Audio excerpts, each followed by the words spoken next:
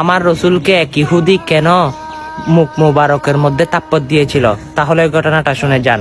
3 দিন পর্যন্ত আমার রসুলের ঘরে কোনো খাবার নাই, হাসান হুসাইন খাবারের জন্য কান্না করে। তখন আমার রসুল 3 দিন পর একটি খেজুর বাগানের মধ্যে চাকরি নিল। 1 বালতি পানি তুলবে কূপ থেকে, 3টা করে খেজুর।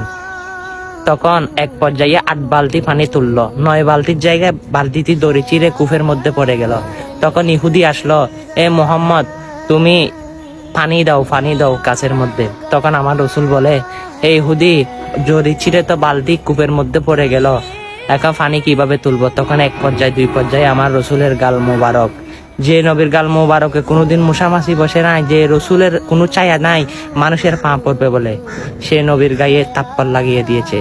আমার রসুল বলে, ইহুদি, 3 দিন পর্যন্ত না খেয়ে গালের গুস্তা শুকাইয়ে গেছে, তুমি হামাকে মারছো, তুমি ব্যথা পাইছো কিনা? সুবহানাল্লাহ, কেমন আদর্শ আমার রসুলের! আল্লাহ।